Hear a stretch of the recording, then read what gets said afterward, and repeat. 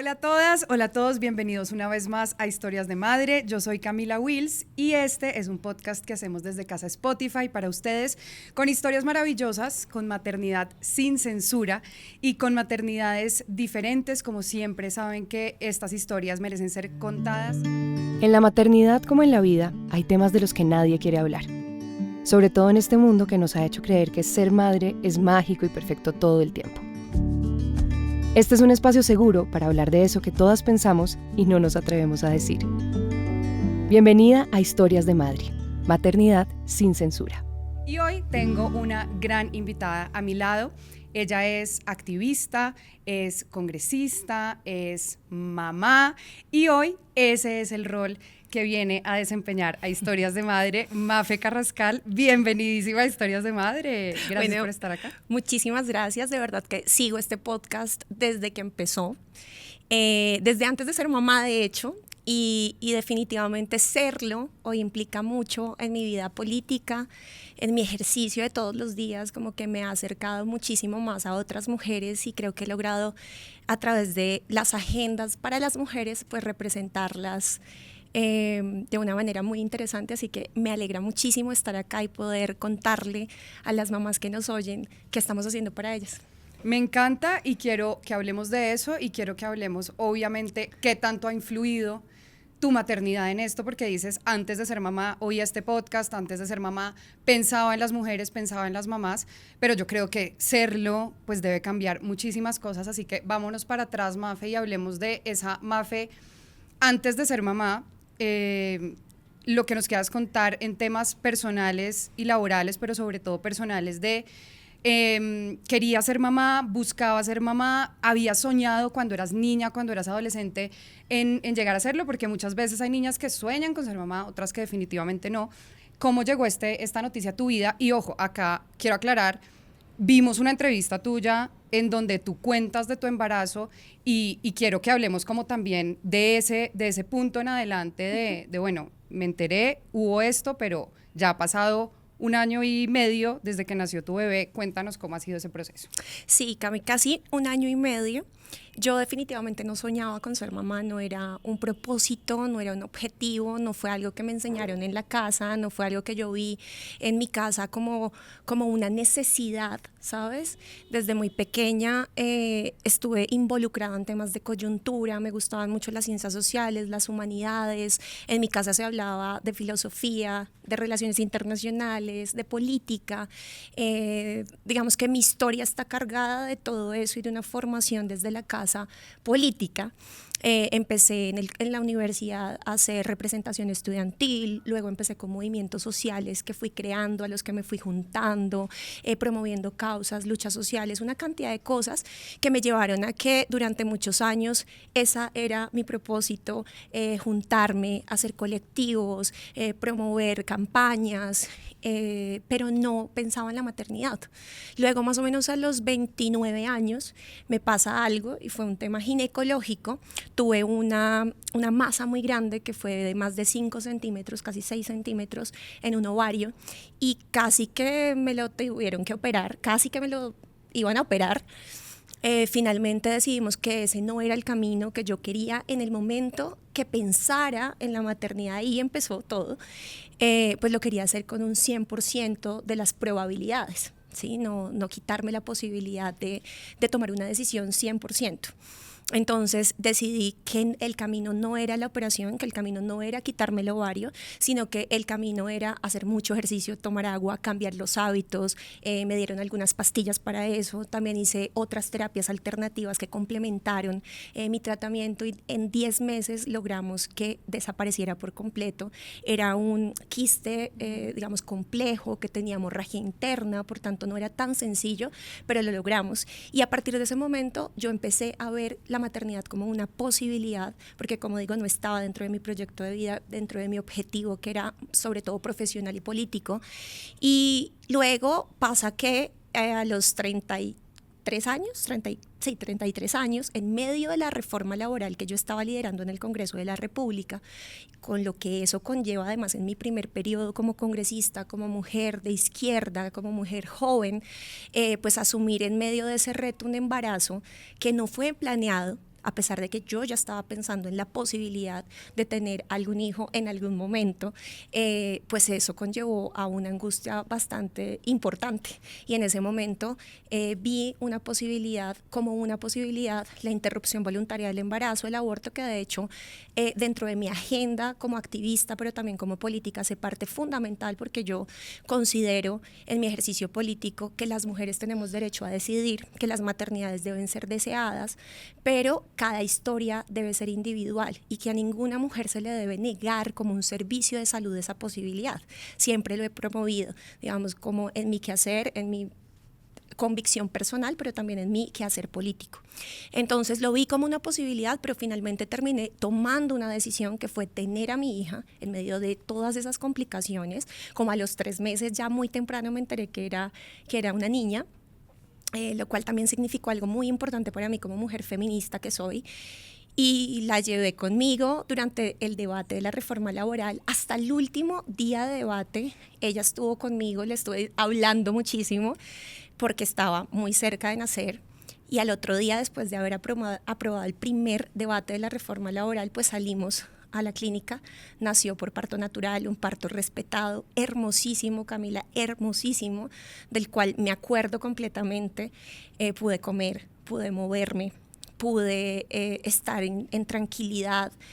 La vi salir de mí sin que nadie interviniera en el parto, que fue precioso, fue hermoso, una conexión, y además me permitió todo eso que viví, ese parto respetado me permitió al otro día estar parada, caminando, desinflamada muy rápido, y eso también ayudó a que mi recuperación también psicológica fuera muy, muy rápida. Tú dices que digamos que hubo un tiempo en donde no sabías qué decisión tomar, y de una manera muy respetuosa te lo pregunto, porque me imagino que habrá mujeres pasando por esto en este momento, en esa decisión, en esa disyuntiva. ¿Qué te llevó a tomar esa decisión a ti? O sea, ¿cuáles fueron esas cosas que tú pensaste en ese momento y tomaste la decisión? ¿Si fue por ti o fue por tu pareja? No, lo más importante de esta decisión definitivamente fue entender que mis condiciones sociales y económicas y la estabilidad laboral que tengo o tenía en ese momento, pues me permitía tomar una decisión muchísimo más tranquila, una decisión respaldada, porque económicamente, si no existen las condiciones materiales para tener un hijo o una hija, es muy difícil tomarlas. Por eso es que justamente legislo y por eso actúo a favor de todas las mujeres, porque las mujeres que están en mayor estado de vulnerabilidad y que van, por ejemplo, a clínicas que son, ¿sabes? De garaje. Clandestinas, terminan muertas muchas veces, terminan con complicaciones de salud muy complejas. Por eso es que esa posibilidad de interrumpir voluntariamente el embarazo de forma segura y gratuita debe ser para todas, porque las que más tenemos que proteger es a las mujeres más empobrecidas. Yo, por ejemplo, si quiero interrumpir voluntariamente mi embarazo, tengo otras condiciones, tanto sociales como económicas, que permiten que se me cuide la vida. En cambio, una mujer empobrecida no las tiene. Eso por un lado. Por el otro, pues tengo una red de apoyo importante. Yo decidí no seguir una relación con el papá de mi hija. Digamos que fue una decisión completamente personal, sencillamente porque creo que las mamás y los papás somos, en la medida que somos más felices, pues podemos justamente criar adultos y adultas más funcionales en un futuro. Así que yo creo que mi hija, esta es su realidad. Desde que nació sabe que sus papás, o va a saber próximamente, porque tiene apenas 16 meses, pues que no están juntos, y no están juntos prácticamente desde que ella nació, por una decisión. Pero la realidad, Camila, es que en este país la mayoría de las mujeres no lo deciden.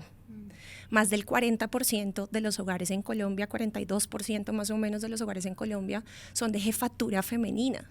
Y muchos son de madres solteras. Por ellas también estamos haciendo lo que hacemos para que las mujeres cada vez tengan más autonomía económica y por tanto no se vean obligadas a estar en relaciones que no quieren, en relaciones que además se convierten en relaciones violentas porque hay dependencia económica, donde no pueden tomar decisiones, donde no son libres y demás. Entonces esa es la diferencia, que yo tengo estabilidad, tengo independencia económica, soy una mujer que hoy tiene 35 años y puede decir orgullosamente que es jefa de hogar, pero además es mamá soltera, que tomó la decisión de estar sola porque no quería estar con una persona, sencillo. No tiene que haber más razones, de hecho, es sencillamente no quieres estar ahí, y creo que ese es el mejor hábitat para los hijos, para que puedan crecer sanos, es con papás y mamás felices y sanos. Es que hay un ejemplo muy importante de eso, y sí, son muchas las mujeres que no solamente se ven obligadas, sino que sienten la necesidad, sienten la obligación de, como es el papá, tengo que estar acá. Si hay una dependencia económica, pues aún peor. Si hay este tema de violencia psicológica, de violencia emocional, violencias económicas, que de eso no se habla, porque si no hay un golpe, entonces no pasa nada. Y la violencia económica existe, es más común de lo que se ve. Yo en mis grupos y en mis encuentros de madre, la cantidad de mujeres y de mamás que no pueden, es que ni siquiera es que son unas cobardes, o es que no son capaces, o es que les da pánico, no, es que literalmente no pueden irse de la casa porque han dependido económicamente. Y ojo, uno está 1 año, 2 años, 3 años dedicado al bebé, porque la OMS recomienda la lactancia materna exclusiva durante 6 meses, después 2 años, como mínimo, después 2 años, pero uno dice, hombre, ¿cómo lo hago? Lo hago, pero después me dicen, no, de malas, tú perdiste 2 años de tu vida, y después, pues este tema de las violencias económicas, pues son una realidad.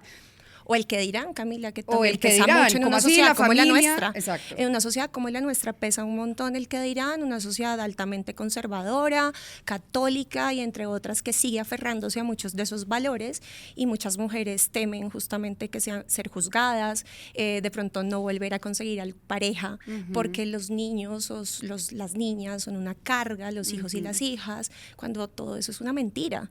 Yo creo que esta es una sociedad que tiene que transitar hacia entender que las maternidades son asunto de todos y de todas, que son realmente una responsabilidad del Estado y no solamente de los papás, de las mamás, y en ese orden de ideas necesitamos papás y mamás que estén sanos, que tengan autonomía económica, que tengan un buen trabajo digno, salarios justos, que tengan tiempo para pasar con sus hijos y con sus hijas, porque de eso poco se habla también. Total. Por eso nosotros desde donde yo estoy, desde mi curul, hemos implementado y hemos promovido siempre acciones y legislación a favor de eso, que la gente tenga más tiempo, que tenga condiciones sociales y materiales. Yo creo que eso es fundamental. Eso es fundamental, y me encanta lo que dices, que la maternidad no es solo de las mamás, la maternidad es de todos, la maternidad no solamente por el hecho obvio y lógico que todos venimos de una, sino porque realmente la maternidad le pertenece a la sociedad entera, y lo que he dicho siempre, si una mamá está bien, la familia está bien, la sociedad está bien, el mundo está bien. No es tan difícil de entender, es decir, las mamás deben ser más protegidas porque existen leyes, y con todo el respeto lo digo, porque obviamente si existen deben existir, que protegen a los animales, que protegen a los niños, que protegen a las familias, que protegen a los homosexuales, que protegen absolutamente todo, y hay unas de las mujeres, pero de la mamá como tal no existe. Entonces me parece increíble que la mujer, bueno, ya existe, la mamá, bueno, puedo contar varias que hemos sacado, ¿no? Pero digo, la mamá como tal debe sentirse igual de cuidada, igual de protegida, porque realmente este tema de la vulnerabilidad, cuando existen las violencias económicas, cuando existen las violencias psicológicas, pues uno como mamá no tiene herramientas, o si te preguntan en el trabajo si piensas tener más hijos, en una entrevista de trabajo, si estás embarazada, si cuánto llevas de casado, y bueno, todas estas cosas que conocemos que pasan en Colombia y en el resto de países. Quiero que nos centremos un poco, Mafe, que pasaste por ahí, me parece súper importante, porque también se centra en las violencias, es la violencia obstétrica. ¿Cómo pudiste tener un parto respetado en un país como Colombia? Porque sí, yo sé que tenemos la ley 2244, que me la sé muy bien, del parto humanizado, pero no todas las mujeres la conocen, y sobre todo no todos los médicos y las instituciones la conocen. Y si puedes hablar del doctor o de la doctora que recibió Amalia, porque claro, el trabajo lo hiciste tú, que eso debe ser súper importante, porque muchas veces es gracias a mi médico y a mi doctor. Obvio, ese acompañamiento es importante, pero ese proceso lo hiciste tú como mamá y como mujer empoderada que decidiste tener a tu bebé de esta manera. Pero muchas veces yo soy de las que digo, el parto humanizado en Colombia no se respeta, no existe, no hay médicos o instituciones que lo avalen. ¿Cómo lo lograste? Porque realmente pensé que era imposible. Bueno, mira, realmente esto es una cuestión de privilegios. Es verdad, desde 1998 se está hablando en la ONU del parto respetado y de la posibilidad que las mujeres tengamos durante el parto movilidad, de que no se nos restrinja la movilidad, de que podamos alimentarnos, de que podamos hidratarnos. De que no nos traten como una enferma. Exacto, de que no esté pasando cada vez que hay alguien en turno, cada hora, haciéndonos tactos vaginales, tocándonos, invadiéndonos, entre otras, ¿no? Y yo lo pude hacer por una condición de privilegio. Sí, yo lo pude hacer porque tengo la posibilidad de tener una medicina, un seguro de vida que me permite acceder a ese tipo de cosas y tomar decisiones en libertad. Por ejemplo, llevar a la clínica, que tengo que decirlo, es la Clínica de la Mujer, que además sé por otras mujeres que respetan mucho este tema. Yo había mi doctora, que es Karen Pérez. Yo realmente había empezado con un director de ginecobstetricia, una de las clínicas más importantes de esta ciudad y de este país. Pero vi que sus maneras eran las tradicionales, y cuando hablo de tradicionales hablo de la medicina occidental y hablo de esta necesidad que tienen de hacerle todo más cómodo a los médicos, que en su mayoría siempre han sido hombres. La ginecobstetricia empezó con los hombres, ¿no? como ciencia, y hacerle todo más cómodo desde la postura, en vez de adquirir o permitirle a la mamá que pueda tomar posturas que son más naturales a su cuerpo. Entonces, por ejemplo, yo tuve a Amalia de cuclillas y la vi salir y Karen nunca metió sus manos, jamás. O sea, ella salió y cuando ya iba a tocar la camilla, ella la agarró abajo. Y es una imagen que nunca se me va a olvidar. ¿En cuclillas en la camilla o en el piso? En cuclillas en la camilla, que tiene con una varillas, barra. Me pusieron una barra, que en la Clínica de la Mujer tienen todo eso para que tú lo puedas hacer. Yo tenía pelota de pilates para poder movilizarme, iba al baño. ¿No te pusiste la epidural? Mira, hubo un momento, yo le había dicho, yo tenía dulas también. Yo tenía 2 dulas que me estaban acompañando, que fueron increíbles también, y yo les había dicho a ellas, por favor, yo quiero un parto fisiológico, pero en el momento, y Amalia venía con una fuerza impresionante, yo como, no, por favor, en serio, pero en serio me la van a poner, no me van a engañar porque yo había dicho que no. Y la verdad es que el anestesiólogo se demoró mucho, me la pusieron y nunca me hizo, no me hizo efecto, no me hizo absolutamente efecto, lo cual ahora agradezco. Obvio. Agradezco mucho porque tuve todas las sensaciones, la movilidad, las sensaciones, o sea, yo me podía seguir moviendo, no hubieras podido tenerla en cuclillas. Claro, porque claro. No te hubieras, a uno le duermen, o sea, mis 2 partos fueron así y uno se siente dormido absolutamente de la cadera para abajo. Sí, eso me decían, que no te puedes parar en un rato. En un momento yo me toqué una sensación rarísima que yo sentí y una cosa que nunca se me va a olvidar es que yo me quité la sábana y me quité la bata y estaba totalmente aruñada por mí misma, obviamente. Y nunca te diste cuenta, y nunca obviamente. me di cuenta, o sea, me enterré todas las uñas y nunca me di cuenta, así de dormida estás tú. Sí. Entonces imagínate, si lo hiciste así, maravilloso. No, y que después del parto... Y estás perfecta. Sí, entonces yo, pues nada, pude recibirla, pude verla, literalmente pude ver absolutamente todo, y eso para mí ha representado mucho, ha representado muchísimo, porque creo que de eso hace parte que mi recuperación física y mental haya sido como tan rápida, haya tenido una conexión como tan profunda con ese momento, con las personas que estábamos en esa sala, que además volvemos al tema del privilegio, era una sala completamente cerrada para nosotros, y bueno, todo hizo que la conexión sea más importante. Yo sí quisiera que el parto respetado y que las violencias ginecobstétricas tuvieran más lugar en los espacios de toma de decisión, en el legislativo, por supuesto, estamos trabajando justamente para eso. Se ha venido trabajando desde el Congreso también sobre partería, sobre tener acompañamiento, un bebé en la casa. Exactamente, que es lo más natural y es como ha venido buena parte de la humanidad desde siempre. Total. Y hay países desarrollados, por ejemplo, como Inglaterra, donde la primera opción es tenerlo en la casa. Ya, cuando si se tiene un pasa, parto clínico, obvio. exactamente, es porque verdaderamente hay una complicación que amerita que eso pase. Ahora nuestro sistema de salud no está adaptado a eso, así que tenemos que hablar en todos estos espacios y llevarlo a espacios de toma de decisión en el legislativo, en el ejecutivo y en el judicial, para que todos nos alineemos con la posibilidad de que el nuevo sistema de salud, que todos sabemos que se necesita, ¿cierto? Desde todos los sectores políticos, entendemos que tiene que haber una reforma. ¿Cómo va a ser? Ese es otro tema, digamos, ese es otro el debate, pero que tiene que hacerse. Y en eso, Camila, hemos planteado, por ejemplo, que de manera preventiva la gente y las mujeres tengan acceso a ginecólogos.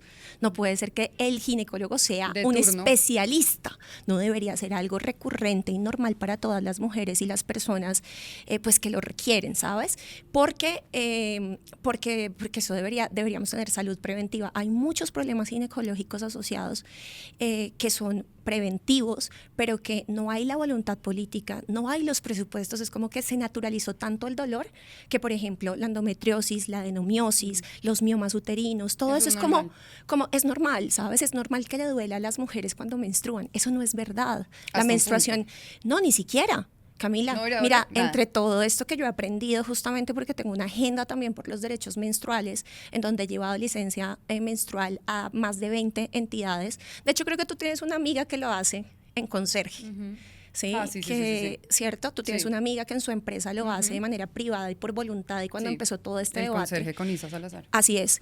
Entonces, hay voluntad en el sector privado, en algunas empresas. Luego nosotros lo estamos haciendo en más de 20 entidades del Estado, ya lo hemos llevado desde esta curul, hemos hecho gestiones y tenemos un proyecto de ley que va en segundo debate para que haya licencia para las mujeres y personas menstruantes que tienen menstruaciones dolorosas asociadas a enfermedades como la endometriosis, la adenomiosis, todas las que acabo de mencionar.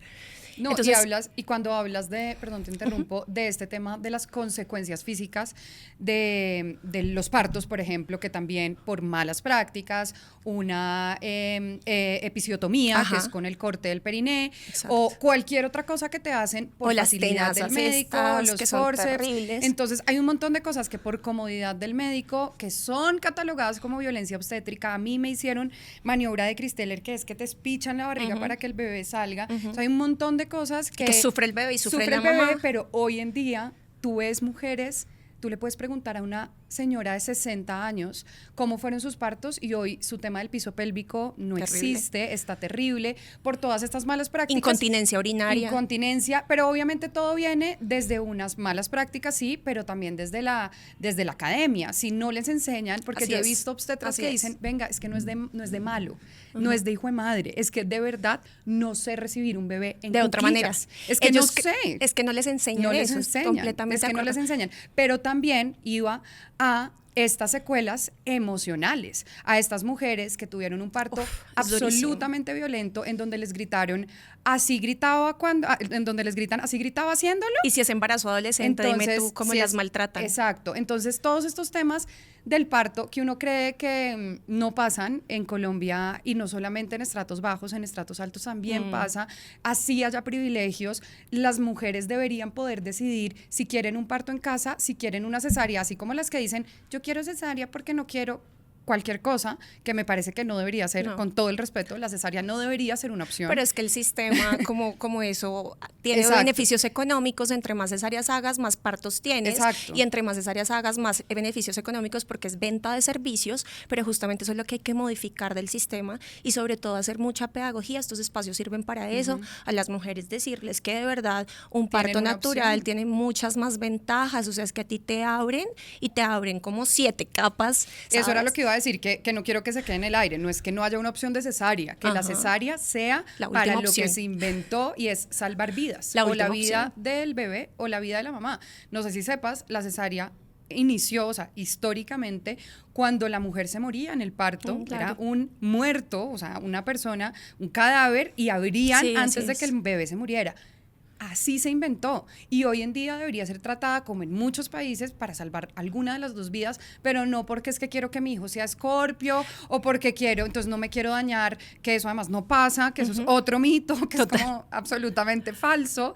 Un montón de cosas, porque nos toca trabajar con las mujeres, porque el sistema no cambia solo, nos toca empujarlo, es justamente trabajando con ellas, contándoles en todos los estratos socioeconómicos, porque tú no me vas a creer esto, pero cuando yo hablo de violencia ginecobstétrica, las primeras que saltan a decir que no son las de estratos más altos, porque ven en su decisión libre, según creen que es libre, tomar como una opción la cesárea, porque pueden pagarla, porque pueden pagar un seguro de vida, o porque pueden pagar una prepagada, pero en realidad, digamos, no entienden las implicaciones que tiene realmente para su cuerpo, para su cabeza, y sobre todo lo que hay detrás económicamente hablando en un sistema que que vende servicios, pero que no le importa realmente la vida de las mujeres, ¿sí? Sino la comodidad y los beneficios económicos. Sea, sí es real, porque eso obviamente un médico dice que no, pero sí es real que les pagan más por una cesárea que por un parto. Sí, por supuesto, porque es que mira, es algo sencillo, es como si tú hicieras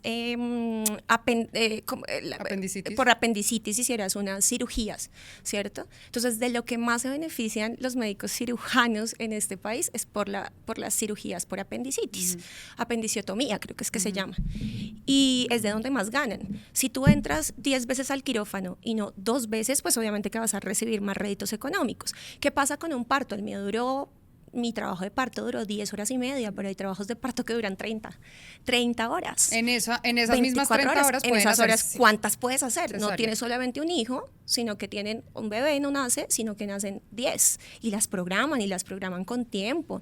También he visto muchos casos, Camila, de médicos que dicen es que tengo que ir a un torneo de golf, entonces es mejor que programemos porque no voy a estar o voy a estar de vacaciones. Casualmente, entonces, miren programan cuántas varias. cesáreas hay del 15 de diciembre, ahorita que salimos, del 15 de diciembre al 5 de enero, más o menos, casualmente poquitos partos naturales o nulos, Sí. y más pues tasa de cesáreas. Entonces, nada, me parece espectacular hablando de eso, que hayas podido y que ojalá pues todas las mujeres pudieran tener el privilegio y sobre todo tomar la decisión. Es decir, la si libertad. ya nos vamos al tema de la cesárea, ok, tómala con todo el conocimiento, pero no por el miedo, no porque es que no puedo, es que mi mamá tuvo cesárea, entonces yo también tengo cesárea, El y dolor. por una cantidad de cosas que no son y que definitivamente no podemos tomar la decisión ni por miedo ni por desinformación. Mafe, tienes a Amalia de esta manera amorosísima, respetada, humanizada, llegas a tu casa y nos cuentas que eres mamá soltera. ¿Cómo te enfrentas a esta nueva realidad sabiendo que estás en este momento laboral y todo? Pero antes de, digamos que de volver a trabajar, que sé que fue muy pronto, ¿cómo te enfrentas esa primera noche o esas primeras noches tú con ella siendo ya una realidad? No, la verdad yo lo he sentido muy natural. Yo sé que hay muchas personas que no lo tienen, no lo sienten de tal manera. O sea, digamos como que esta romantización de que uno ve a su bebé y se conecta inmediatamente con su bebé, y es una cosa, sé que no lo sienten todas las personas. Pero tú lo sentiste. Yo lo sentí, sobre todo es algo que sí, definitivamente va día a día, vas conociéndola en este caso, te vas conectando con ella. Yo lo sentí muy natural. Para mí la maternidad ha sido sumamente natural, ha sido muy retadora en la medida que justamente ha sido en medio de mi trabajo, en medio de todo esto que he estado liderando desde el Congreso de la República, además mi primer periodo, que tampoco es tan fácil, porque a las mujeres, sobre todo a las jóvenes, nos toca estar demostrando cada vez más y todo el mundo duda si tienes la capacidad o si llegaste porque alguien más te puso allá.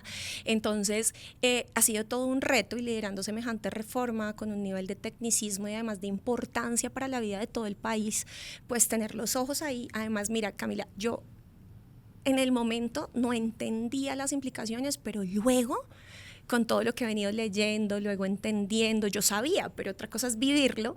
Es como que hormonalmente estás aquí en un cóctel de... Pero yo ni siquiera pensaba en eso. Yo estaba tan enfocada en, primero, además que a los 20 días, 22 días, mi hija adquiere un virus, y entonces entra a UCI. Yo estaba en mi periodo de receso legislativo, ella nace el 20 de junio y el 20 de junio nosotros salíamos a receso legislativo. No solamente nació el día después de que aprobamos el primer debate de la reforma laboral, como un relojito, y nació completamente natural, el parto, como lo digo, sino que además de todo nació el día que salíamos a receso legislativo, y como yo no me iba a tomar la licencia de maternidad para poder defender la reforma laboral, pues era perfecto porque era un mes exacto. Yo entraba nuevamente el 20 de julio, que es cuando se instala el Congreso todos los años. Y entonces, claro, a los 22 días, eran 30, a los 22 días UCI por 9 días. Yo voy el día de la instalación del Congreso con tapabocas, justamente porque mi hija estaba ahí, y eso fue un golpe durísimo. Primero estaba yo en posparto, estaba muy débil, emocional. Que era un tema respiratorio. Respiratorio, pero con un virus sincitial, que es el más duro para un niño, una niña. En ese momento había pico respiratorio en Bogotá, y había niños que llevaban más de 20 días internados, que ya estaban con respiración mecánica. Es durísimo. Mi hija no alcanzó a llegar allá, pero sí estuvo soportada su respiración, estuvo muy, muy delicada en algún punto. Luego pasamos como ese pico, y ya después empezó a mejorar, todo empezó a mejorar, duramos 9 días, fue bastante rápida su recuperación porque la llevamos muy rápido, vimos el primer signo de dificultad respiratoria y la llevamos inmediatamente, allá nos ayudaron muchísimo, tuvo una gran atención, volvemos a los temas de los privilegios, de poder estar ahí, de poder estar muy bien atendidas, y luego fui al Congreso entonces con tapabocas para cuidarla, pedí una incapacidad como por 15 días cuando ella retorna a los 10 días a la casa. La cuidé con esas 2 primeras semanas de legislatura y bueno, salió y ahora está muy, muy, muy bien, pero pues imagínate el reto. Sí. Luego mi hija no me tomé la licencia de maternidad, como te decía. Hablemos de eso. ¿Por qué no te la tomas? Y porque sé que seguramente me vas a responder algo porque algo conozco la historia y es de un tema de tu causa, es un tema laboral, pero digamos que tú hablaste de esto con tu médica, con tu ginecóloga, si hablamos en términos físicos, si hablamos en términos emocionales, pues definitivamente una mujer debe tomarse unos días, mínimo 40, y los 40 días son los días que los órganos se acomodan hasta que el útero vuelve a su lugar y vuelve a su tamaño. Es decir, lo hiciste bajo un consentimiento y sabiendo que esto podía, pues digamos que repercutir en algo, sí, y siendo consciente de esto. Sí, mira, lo primero es que olvidé contarte una cosa y es que antes de que Male naciera, la semana anterior, en medio de la reforma laboral, de los debates que fueron muy intensos, yo iba con un paramédico al lado porque tuve se me subió la tensión impresionante y podría tener riesgo de preeclampsia. Entonces ahí tuve todo el acompañamiento, digamos que fui siempre con un acompañamiento médico, o sea, en eso fui muy responsable también, pero di hasta el último día del debate. Luego mi hija entra a la UCI y como te conté, me tomé 15, después de esos 9 días, me tomé 15 días, es decir, tuve el mes completo de mi receso legislativo, y luego los 15 días, entonces yo logré tener mis 40 días en casa, cuidándola a ella, pero logré tener mis 40 días. Y cuidándote a ti. Claro, y además que, como te digo, yo me recuperé impresionante, yo me desinflamé muy rápido, por eso es que yo sí promuevo el parto además natural, justamente porque eso tiene unas implicaciones físicas para nuestros hijos y nuestras hijas, porque además al pasar por el canal vaginal ellos toman las bacterias que hay en el canal vaginal y eso les protege, ¿sí? No solamente inmediato, es su primera vacuna, literal, con la vida. Esos son niños mucho más fuertes, además después si los lactas, pues mucho mejor. Luego también por la recuperación de uno, o sea, yo estaba caminando, ¿sí? Yo fui al Congreso el 20 de julio, ahora tuve obviamente otras medidas, me seguían cuidando mis dulas, fueron a hacerme el cierre de los 40 días, fue hermoso, la verdad, todo lo que viví y pues me cuidé. ¿Por qué no me tomé la licencia de maternidad? Definitivamente yo promuevo las licencias de maternidad, quiero incluso promover en el Congreso, ya estamos trabajando en ello, que la licencia de maternidad sea de mínimo 6 meses, no de 18 semanas como está actualmente, porque tenemos justamente que proteger el mínimo de semanas requeridas según los especialistas para la lactancia materna. 1. 2. Estoy promoviendo también desde el Congreso, ya tengo radicado el proyecto de ley de licencia de paternidad, tiene que aumentar necesariamente, debería ser igualitaria, primero para que las mujeres no nos discriminen en el mundo del trabajo, en el mercado laboral. Segundo, porque necesitamos redistribuir las labores del cuidado. Los hombres tienen que hacerse corresponsables de la crianza y los niños y las niñas merecen tener papá y mamá corresponsables en esos primeros días, es decir, para ser más ¿licencia de paternidad de 6 meses? Licencia de paternidad de 6 meses. Vamos a hacer todo lo posible dentro de la reforma laboral. Se eliminó esa posibilidad, pero habíamos convenido con todos los sectores políticos, solo que al final nos tocó hacer ahí unos acuerdos, pero se había convenido al final que no era de 6, sino de 1 mes. Pero Camila, si se aumenta el doble lo que hay hoy, que son solo 2 semanas, es un gana-gana de la sociedad. Vamos de poco a poco. Por ahora nuestro proyecto es aumentarla también a los mismos términos de la licencia de maternidad. Ahora, si bien yo promuevo todo esto para otras personas, pues yo no soy una persona del común, sino que tengo unas responsabilidades adicionales como congresista, como representante de unas agendas y además en ese momento como coordinadora de la reforma laboral. Así que yo tuve que hacer de alguna manera algún sacrificio. ¿Tipo como un ejemplo? No como un ejemplo, no tanto como un ejemplo, sino como una responsabilidad adquirida. con Coherencia. los trabajadores y las trabajadoras, pero sobre todo con las mujeres. ¿En qué sentido? En que yo no podía dejar sola esa reforma, que digamos estaba en mi cabeza, que además pues representaba mucho, porque tiene un enfoque de género, y si quieres después, o no sé, pero te puedo contar todo lo que sacamos adelante para las mujeres ahí, también responsables del cuidado. Es muy importante para las mujeres, para las mamás, pero también para otras mujeres que tienen que cuidar, por ejemplo, adultos y adultas mayores, que tienen que cuidar personas con discapacidad. La mayoría son mujeres. Entonces logramos, yo no podía dejar eso a un lado. Y segundo, que aquí se contraponen dos derechos, que era lo que yo defendía, y por qué no me tomaba la licencia de maternidad cuando muchas personas decían, pero es un derecho irrenunciable. Ojo, porque es que las mujeres que estamos en política tenemos los derechos políticos, el derecho a representar, ¿cierto? A elegir y a ser elegidas, no solamente nuestros derechos políticos, sino los derechos de quienes nos eligieron, las agendas para las cuales fuimos elegidas, uno, y nuestro derecho a maternar y a cuidar de nuestros hijos e hijas. Entonces son dos derechos que no deberían estar contrapuestos, claro, que tú no deberías elegir el uno porque entonces te vas a ver vulnerada en el otro derecho. Entonces, ¿qué dice? ¿Qué deberíamos tener las mujeres en política? Pues una licencia de maternidad para mujeres en política.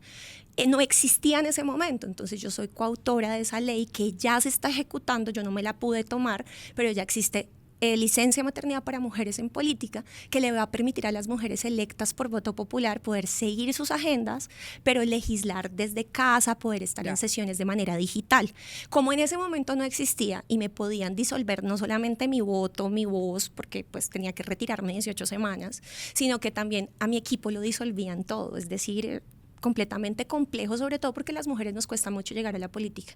Tenemos muchas barreras, Camila. Y cuando llegamos no puede ser que por tomar una decisión libre, que es maternar, o debería ser las maternidades deseadas para todas, se nos castigue y nos digan, bueno, castigada, ¿quién sigue?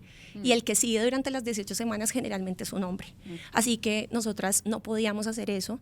Decidimos que íbamos con mi equipo, que son 10 personas, que estaba trabajando durante 2 años la reforma laboral, decidimos que íbamos a dar la pelea, y yo me fui al segundo debate de la reforma laboral con mi hija Amalia de 3 meses, lactándola sin posibilidad de extraerme de manera segura, higiénica, y además sin espacio, pero me di el segundo debate en la plenaria con una cantidad de violencias, de muchas cosas que estaban pasando.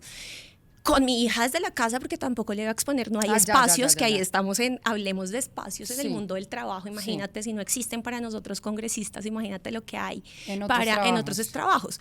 La sala de lactancia del Congreso de la República queda a muchos metros, pero muchos en otro edificio. Es que además no debería existir las salas de lactancia, o sea, sé que hay mujeres que son más cómodas, y obviamente, pues sí, hay espacios, pero a veces hay unos lugares que es como en el centro comercial, es como el baño, es como, no, o sea, yo quiero lactar acá y ya está. O sea, claro, pero a mí me tocaba extraerme, entonces yo estaba dirigiendo el debate desde la presidencia de la plenaria, con más de 300 personas en todo el lugar, y yo no me podía quitar un minuto de ahí, porque además durante el debate están pasando muchas cosas, están llegando muchas proposiciones. Yo tuve 1000 proposiciones, 1000 propuestas de modificación a la reforma durante el segundo debate. Imagínate todo esto pasando aquí, y con una preguntas, todo lo que está pasando. Y con todo esto, digamos, de los horarios, de dejarla y tal, ¿pudiste lactar cuánto tiempo? Yo pude lactar apenas 4 meses y medio, porque además, primero con lo que me pasó, yo lactaba muy bien, de hecho, muy bien, hasta que mi hija entra a UCI, y ahí todas las mamás que han entrado a UCI saben que eso es complicado, y entonces me tocó ahí fórmula y lactancia materna, entonces las dos. Luego entro al debate, el segundo debate en la plenaria, lo que les cuento, cuando ya tenía 3 meses, y fue muy difícil porque como no podía hacer cortes, no podía irme a extraer y demás, se va secando. Los días anteriores y las semanas anteriores durante el trabajo sí lo hacía. Tenía una nevera, y entonces le mandaba a mi hija en medio del trabajo, o la reservaba y se la llevaba en la noche, y así. Pero ya en ese momento, cuando yo tenía que tener toda mi atención, tanto física como mental, en el debate, pues no podía extraerme, y eso, pues, tú sabes, pues se fue secando. Claro, se fue secando, y además hay otra cosa, que es que la lactancia se da en el descanso, en el reposo. El estrés es el peor, cortisol es el peor, digamos, es el enemigo número 1 de la lactancia, por tanto se me fue reduciendo, y ya después fue como una decisión mutua. Tú sabes también que eso pasa entre hijos, o sea, no fue algo que yo le quité a mi hija, sino que se fue dando, y ya como casi a los 5 meses dejé de lactarla. Ok. Y digamos que Sin culpa, además. Sí, bueno, Sin maravilloso. culpa. Sí, lo hiciste Sin culpa. perfecto, maravilloso. Durante estos meses, Mafe, que ya Amalia tiene 1 año y medio casi, que has vivido, ahora sí, digo, como todo este proyecto por el que tú trabajas, que es la maternidad, las mujeres y demás, llevas una vida de mamá soltera y me imagino que el tema de la dinámica, a ver, me dices que nunca viviste con el papá y digamos que eso no cambió la dinámica, no fue como que una parte te hace falta ahora, sino que siempre la dinámica fue así, pero sí ves, digamos que una diferencia, o no sé, digamos que has notado un cambio no, pero sí falta de un ser que te apoye, que te ayude, o tienes un grupo, pues digamos que no es necesario un papá o una pareja, o pues porque muchas veces uno dice, hombre, nunca lo he vivido, pero sé que esto podría ser acompañado un poquito más fácil. ¿Cómo te ha ido con esta maternidad soltera? Sea lo que sea que hagas, digamos que en política o no, salir a trabajar todos los días, dejar a tu chiquita de 1 año y medio, porque sé que así como hay mujeres que dicen, yo desde los 3 meses me fui a trabajar y no siento culpa, porque me encanta que lo dijiste, dejé de lactar sin culpa, hay mujeres que sí lo tienen, que hoy nos ven muchas mamás y dicen, me tocó dejar a mi hija al año, a los 2 años, a los 6 meses con una culpa inmensa. ¿Cómo haces tú con eso? Y hablando un poco de ese círculo que tienes tú de apoyo en esa red. Mira, lo primero es que creo que Amalia llegó a mi vida y no fue al revés. Yo creo que eso ha sido muy importante para entender todos los espacios, los cambios que hemos venido transitando juntas, ¿cierto? Pero justamente entendiendo que así fue la relación. Ella llegó a mi vida, no fue al revés. Ella es se decir, tiene que yo acoplar. tenía una vida antes de Amalia, en todos los aspectos, como profesional, como política, como mujer, como amiga, ¿sí? Como como hermana, por ejemplo, como hija. Por tanto, hay que, digamos, obviamente garantizar que los espacios sean seguros para ellos, darle todo lo que esté al alcance de nuestras posibilidades. Por ella trabajo todos los días, yo quiero que ella se sienta orgullosa, quiero abrirle camino a ella y a todas las niñas que vienen, a todos los niños que vienen, a los que están también, por supuesto, por ellos también trabajamos porque son presente, no son futuro, ¿no? Por todas las personas, sin distinción ni de género, ni de clase, ni de absolutamente nada, ni de posición ideológica. Yo trabajo para todas, de hecho. Tengo una ley que se llama Abrazos Vacíos, en la que fui ponente coordinadora. De las mamás que pierden sus hijos. Claro que sí, que se le brinda atención psicológica, atención en salud mental a las mamás y a las personas gestantes que pierden durante el embarazo o después de 28 días de nacidos a sus hijos y a sus hijas. Y mira que cuando yo saqué adelante este proyecto de ley, le bajé toda la carga ideológica que tenía, porque venía siendo promovido por sectores ultraconservadores que querían a través de ese proyecto limitar el acceso a la interrupción voluntaria del embarazo de las mujeres. Por tanto, yo no podía permitir que eso pasara, pero también quería proteger a las mamás y quería proteger a sus familias cuando les pasan estas cosas. Entonces me metí a bajarle la carga ideológica y por un lado algunas feministas y organizaciones feministas estaban preocupadas de que yo lo hubiera hecho, me pedían que renunciara al tema, les dije no, pásenme sus consideraciones, le bajamos todo esto. Y por el otro lado, los más conservadores y demás me decían, no puedo creer que una mujer que tiene pañuelo verde y que defiende el aborto me esté defendiendo a mí los derechos.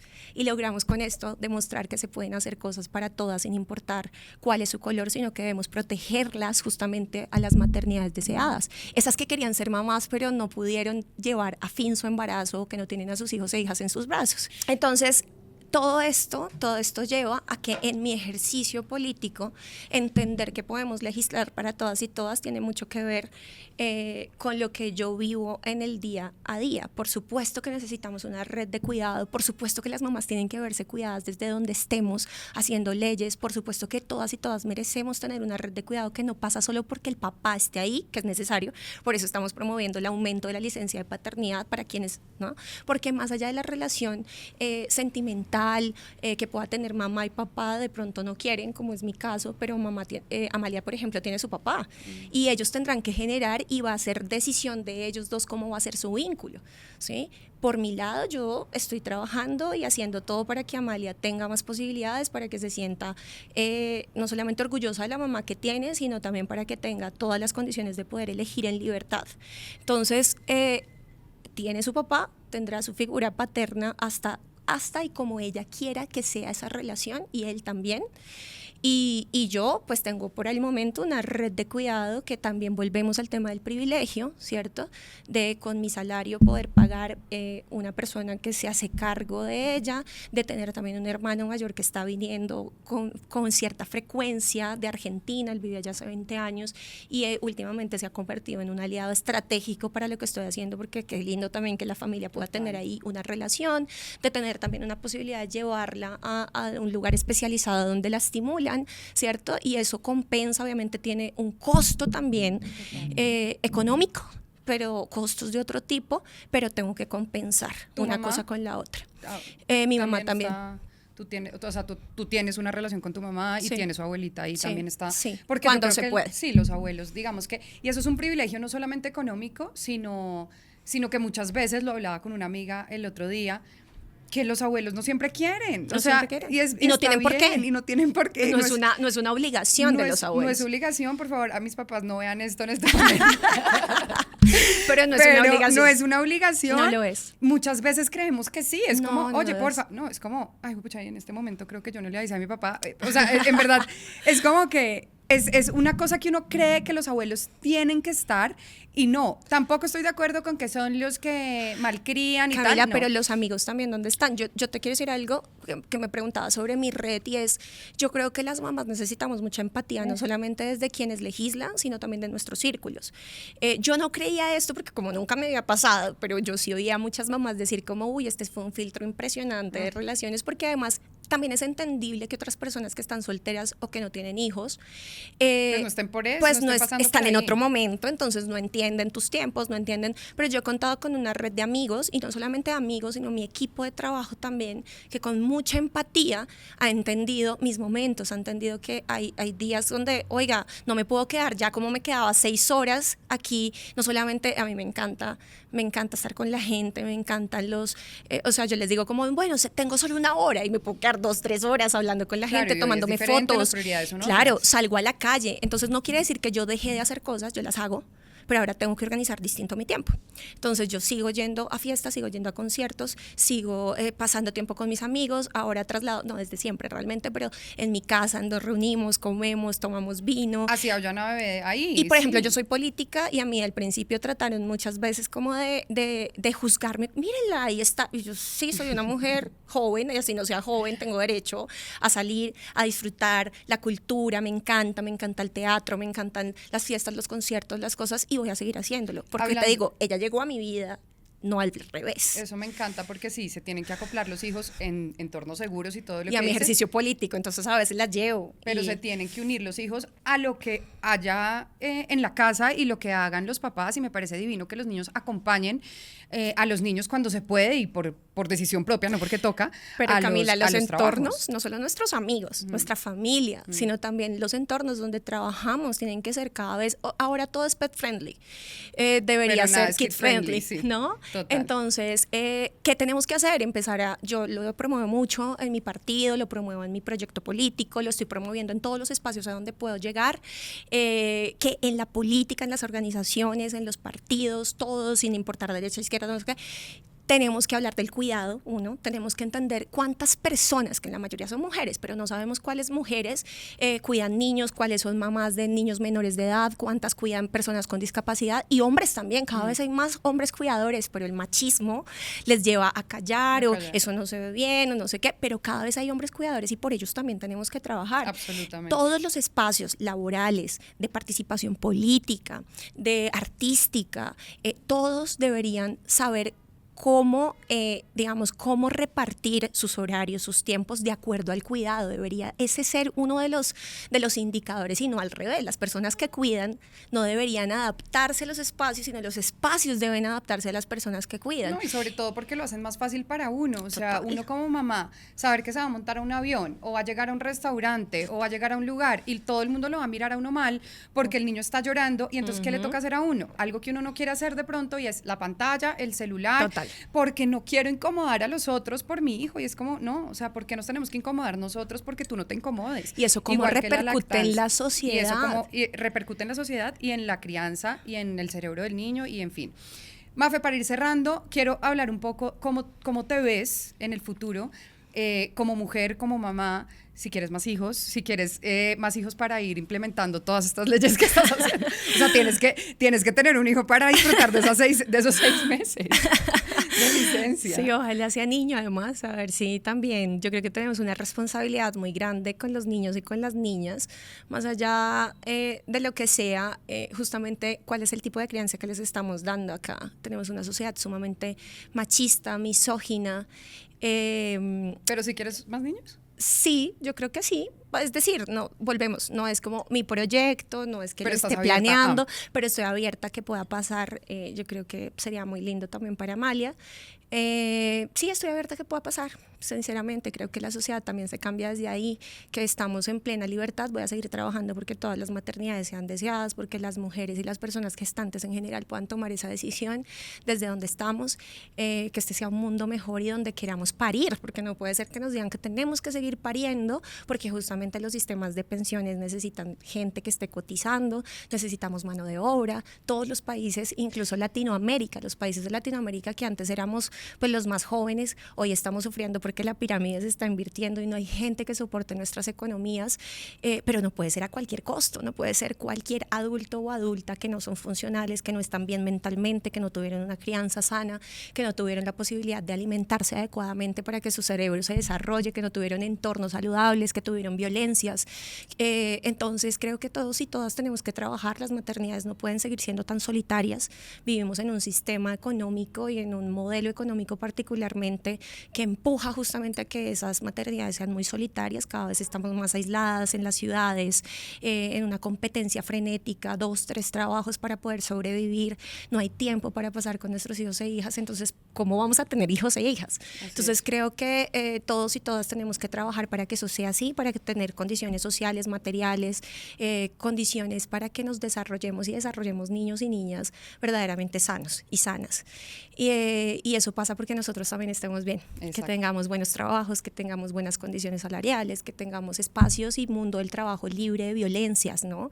Porque es que quien trabaja de manera productiva, si todo el tiempo te están amenazando porque pides un permiso para ir a atender una actividad escolar de tu hija y eres la única, o no importa si no eres la única, pero por pedir un permiso quieres ir y quieres estar en la vida de tu hija y en el desarrollo de tu hija y te están amenazando con que te van a echar. Las trabajadoras del servicio doméstico, por ejemplo, hoy en día, siglo XXI, todavía explotadas, violentadas física, psicológicamente, no reciben el salario, no están formalizadas. A través de la reforma justamente logramos, digamos, hitos muy importantes para ellas, pero son mamás, cabeza de hogar. Muchas veces las trabajadoras domésticas cuidan y crían hijos de otros y no pueden criar a los propios en condiciones saludables. Entonces creo que necesitamos un mundo y una sociedad donde el cuidado sea el centro. Ya el cuidado fue reconocido como un derecho fundamental. La CIDH, la Comisión Interamericana de Derechos Humanos, ya lo declaró como un derecho, y no solamente el derecho a cuidar de otros, sino a cuidarnos a nosotras mismas. Es que eso es lo importante. Que a veces se nos olvida, y a cuidar de otros. Cuidarnos y cuidar a quienes cuidan. Que así, creo que es cuidar lo más a quienes importante. cuidan. Pues Mafe, gracias.